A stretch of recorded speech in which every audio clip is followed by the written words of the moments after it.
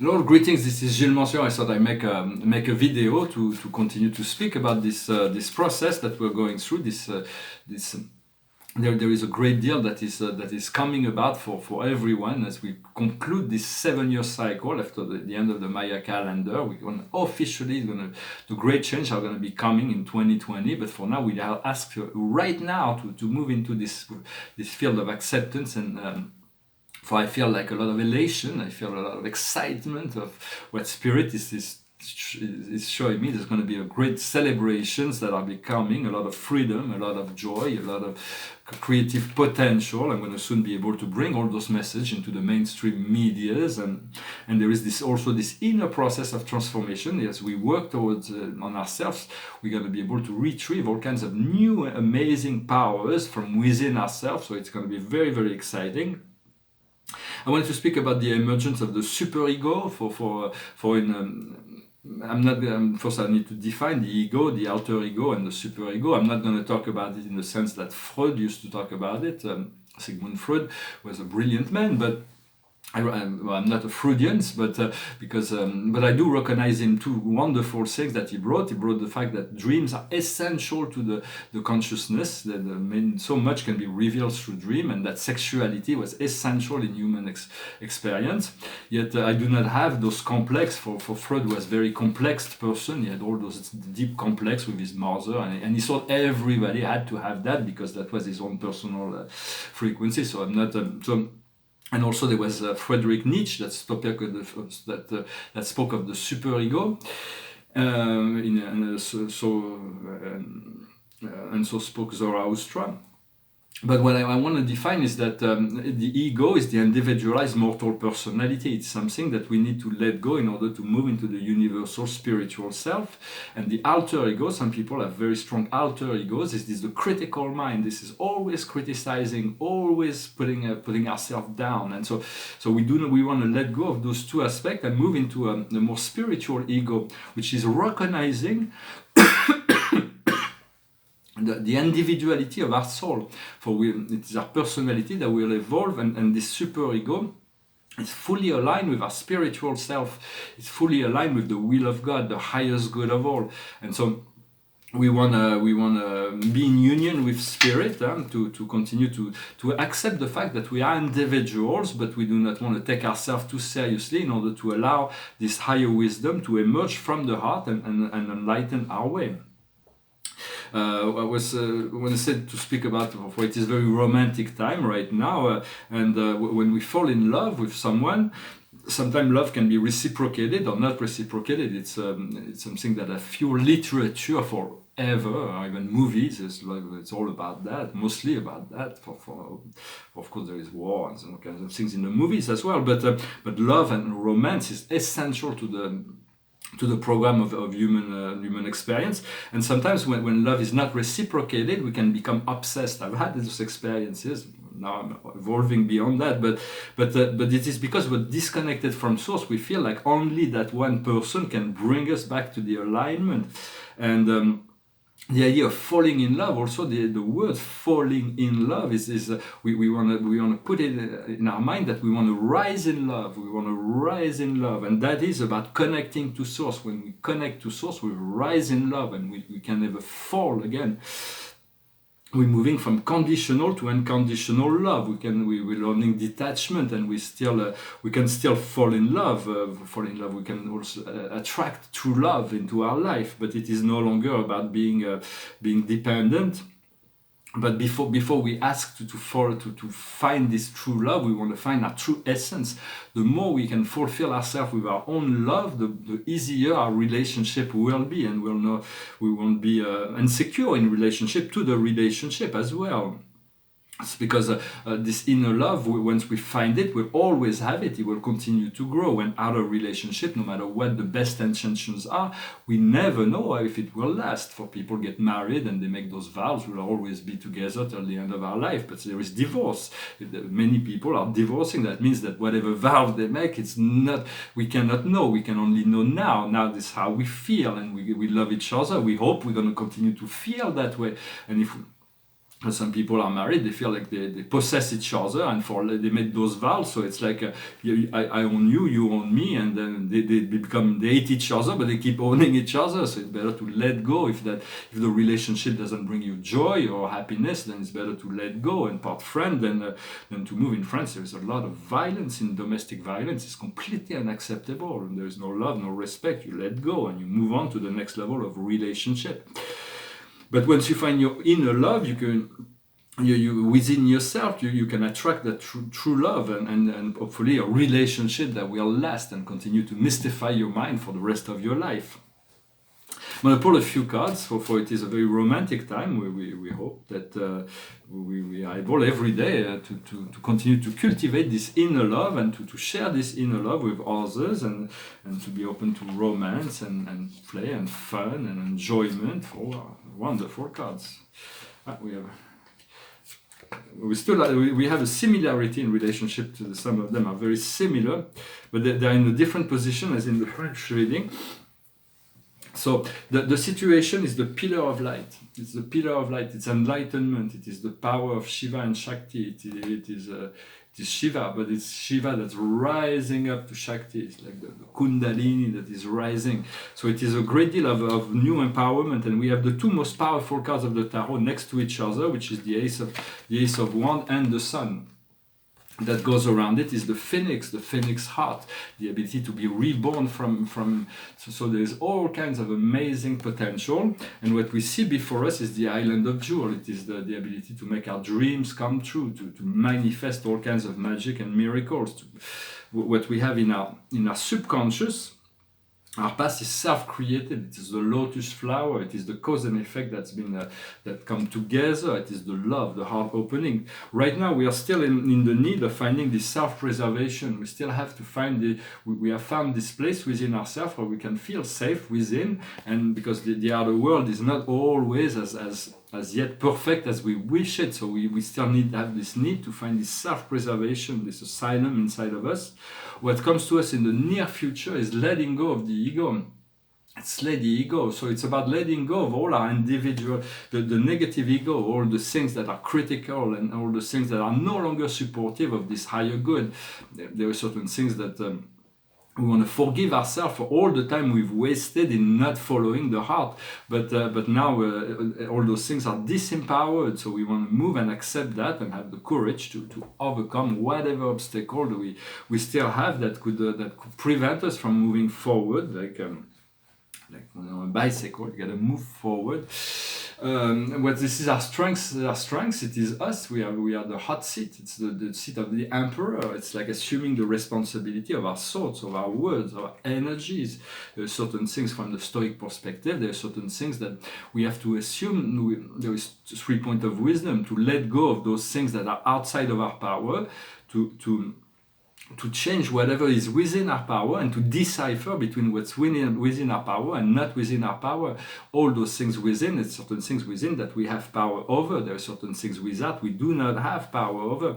So it's about assuming this responsibility, staying spiritual, and handling all those many things, those many aspects of our life with wisdom, and continue to be guided by the heart, and move back to new level of self-empowerment. What comes to us from the outside world is taking up the arm. It is somebody that's standing on top of a turtle. He wants to move really fast, but the turtle only moves so at its own pace. So it is things will happen when it's in due time. What we sense in our hopes and fear, it is the wave of bliss. The waves of bliss, the wave of bliss. It's like a wave of those waves of energy that are blissful. It is the Holy Grail. It is the love. It is sharing. It is abundance. It is ecstasy. Ecstasy is the natural state of our true self, and so we want to move into this state of ecstasy, release all those things that do not feel this ecstatic, and the moon is going to be assisting with that. For the Holy Grail has always been within us. In the past, people used to go and try to find a physical object that would be the Holy Grail, but this the elixir of immortality is within each and every one of us.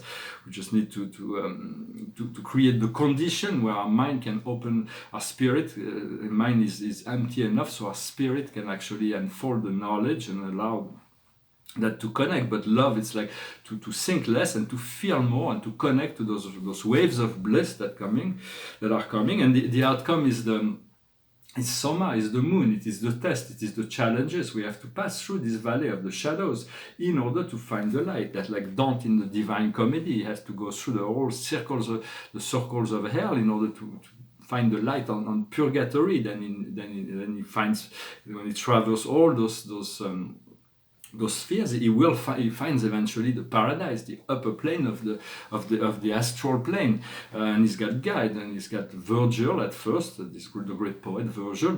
So we all have guides to assist us. Do not go through if you have to go through a process where you're confronting shadows or things, just call on your guides and angels, or call on the Archangel Michael, or call on the spirits to assist you, to hold your hand and to guide you through that process, and you'll see the liberation is going to be so fabulous. So it's like, do not pay attention to those things. They need to be confronted, they need to be addressed in order to it is important to be able to dive deep within our suffering, in order to dissolve it, to ask the light, to invite the light inside our shadow, so it can be dissolved. If we refuse to face, to confront those things that are part of us that may be dark, then they will always remain and haunt us from behind, and should re-emerge at an unexpected time. So it is better to address them in order to find peace and freedom. For inner peace and equanimity, the non-emotional state is really what we need to find, this inner peace and the non-emotional state, and act from that in terms of every situation. For we are peaceful warriors, and when we step forward to work for the One, for God, for the Spirit, for the highest good of all, we are assisted by all kinds of invisible help that are assisting us.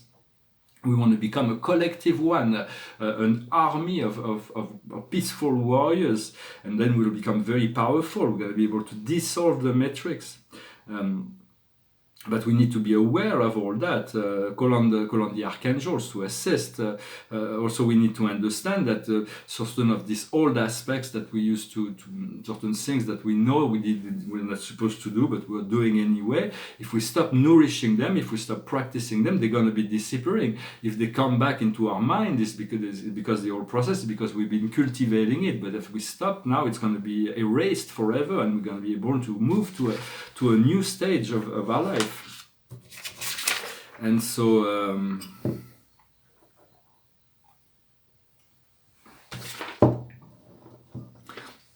the violet fire is very, very powerful. It is all powerful. It holds the crown, but we can circulate it inside of us, and it's invited, visualize it, imagine it, invoke it, find a way to work with it, to work it within yourself, and you can send it to any situation. For it has the power to dissolve the cause, dissolve effect, dissolve old memories. So it is very powerful. This light is working unconsciously. I was talking about the dissolution and destruction of all negative bioengineering that has been on the planet. For it is not the celestial that are actually taking care of that. It's like the higher councils have given permission to the galactic to come with very advanced technology, that's galactic technology, to assist in the cleaning up of many aspects of the Earth that are hurting the Earth. For the planet has been entered into a state of emergency the past few years. It's been very, very drastic. So we need to prepare this cleansing for this, like entering in 2020 into the age of Aquarius. And so the deities give the permission, give them permission to work with you, to work with the planet. It is your planet, and they have to wait for your permission to work more efficiently. For I've already given them permission, so they're already doing it, and other people have given them permission, so they're already doing it. But the more we are in giving permission for the interaction with the advanced, to the wise brotherhood, the brotherhood of the light, the collective brotherhood, the Ashtar Command, the Syrians, the Arcturians, the Pleiadians, the Antarians, the more we give them permission, the more we communicate with them, the more the relation will be strong for us individually, and the more they will be able to assist as well. For they are eager to move into this new state. They've been ready for a very long time to assist the planet in its ascension, and more directly. I wanted to say also that it's good to be empathic, but it's never a good idea to suffer because someone else is suffering. It's never... there are people suffering. Why are they suffering? It's because they are deprived of lucidity, and if they don't have lucidity, it's because they don't have lucidity that they are suffering. They're deprived from love and light, which is their true nature. But you cannot solve the problem for someone else. You cannot carry someone else on your back. Otherwise, they will never see the need to change. If you solve their problem, it's like a child. If a child if you're a parent and you have a child that's like that doing all kinds of stupid things, if you never sanction intelligently the child to show him that he should stop, he will never see the need to change his negative habits or this negative behavior. So you need, as a parent, as a guide, to guide others, but allow them to learn their own lesson and to be responsible for their own self, to have compassion but no culpability in relationship to any kind of suffering in the world. There's no need for that. You want to be in joy, and you can bring joy and light into situation and people as you see fit, as you see the need.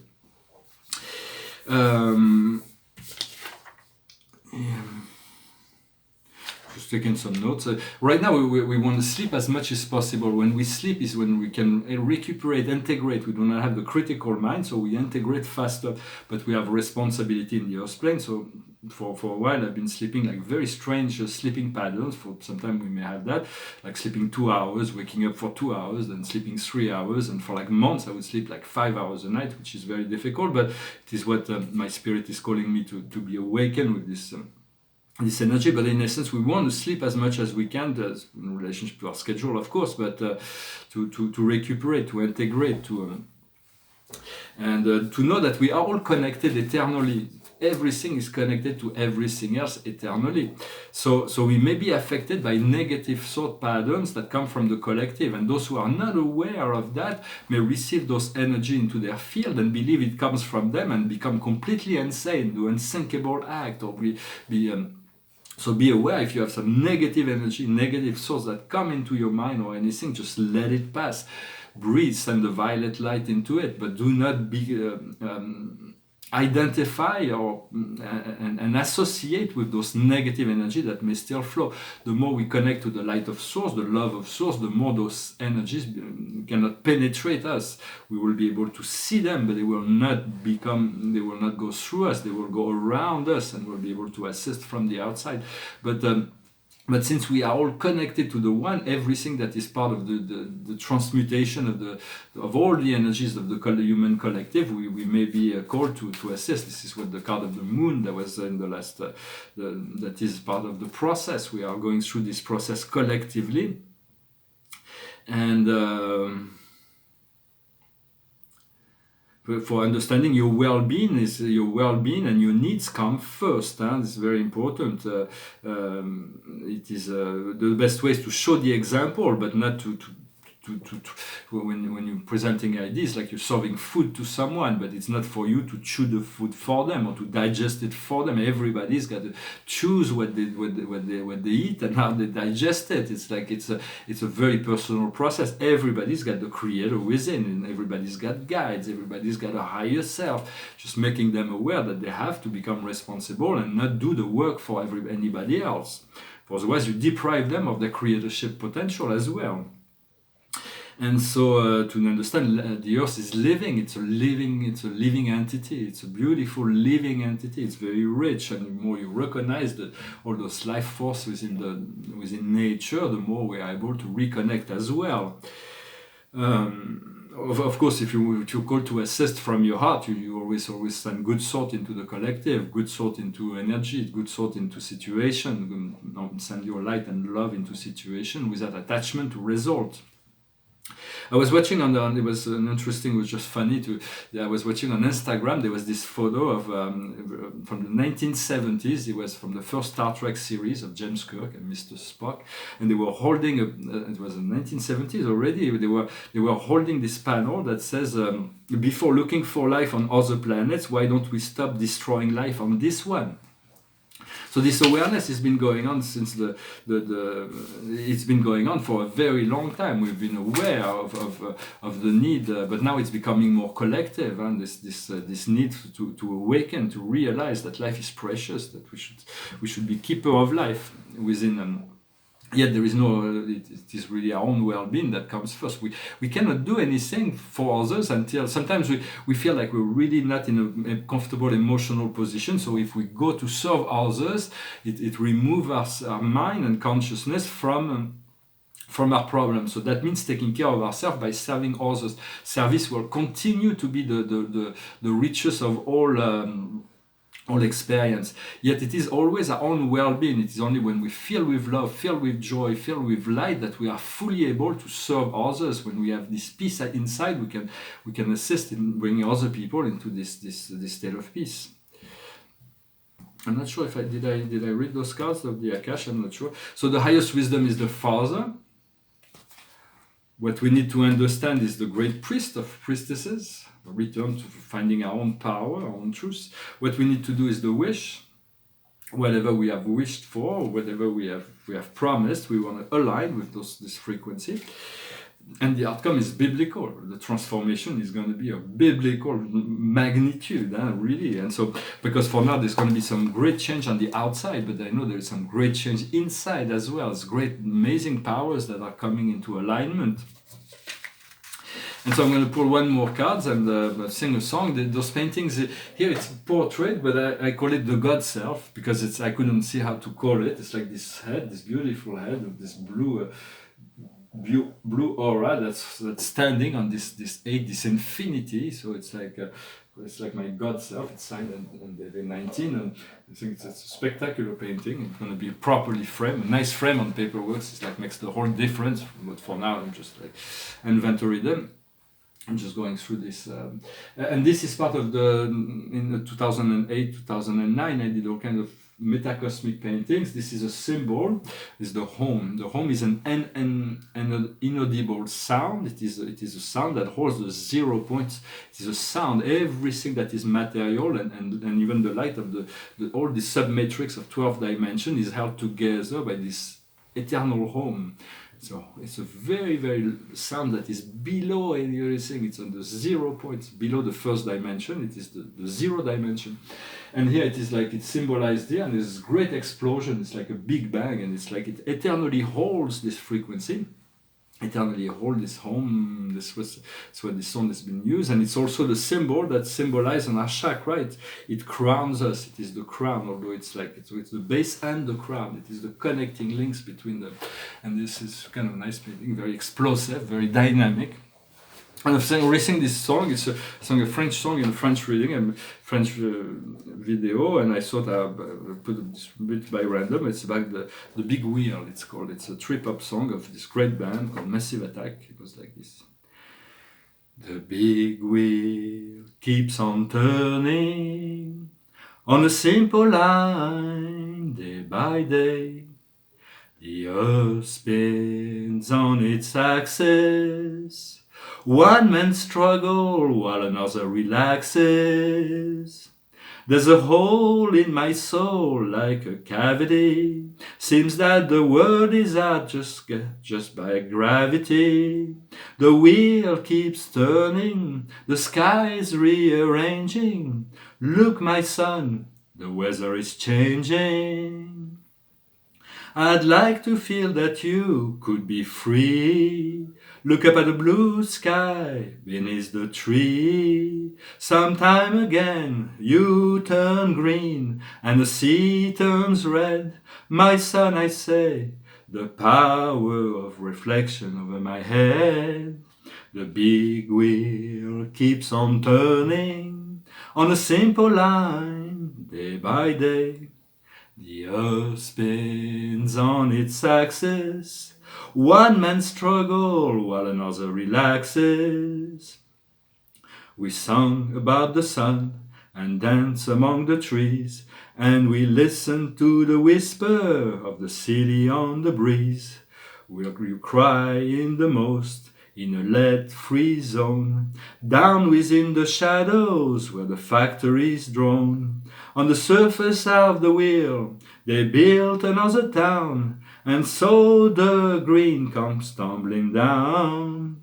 Yes, close your eyes and hold me tight, and I'll show you sunset sometime again. The big wheel keeps on turning on a simple line, day by day. The earth spins on its axis. One man struggles while another relaxes. As a child solemn pray, my hope hides in the skies, while satellites and cameras watch from the skies. An acid drop of rain, recycled from the sea, it washed away my shadow, burned a hole in me. And all the king's men couldn't put him back together, but the ghetto sun will nourish life and mend my soul sometime again. The big wheel keeps on turning on a simple line, day by day. The earth spins on its axis. One man struggles while another relaxes. Thank you very much for sticking till the end. It's a song very much about the ecology, the ability to understand everything is, we can, in one sense, we feel like we're destroying the earth beyond beyond irreparable, but it's just a matter of letting go of all those destructive things. Nature will take care of itself, and to understand there is a will when someone is struggling, but there is others that are relaxing, and it's being always in the enjoyment of it, and do not feel culpability or even regret for all those times that the lost opportunities. Just be open to new opportunities each and every day. Well, thank you for liking, sharing, subscribing, commenting. The card of the day is the Lovers. Wonderful. So it's the Archangel Raphael. It is the Lovers. It says to choose, listen to your heart. Deep engagement, deep emotional engagement. The power of love. So it is all there. It is a very romantic time. I hope you if you're already in a relationship, just continue to make this relationship magical and marvelous. Take care of that relationship. When you're in a relationship, it's it's you, the person, and the relationship. So you don't depend on, you cultivate that energy that is the connecting, the union part between the two partners. So I hope you enjoyed this video. I wish you a wonderful day, and I'll talk to you later. Thank you very much. Namaste.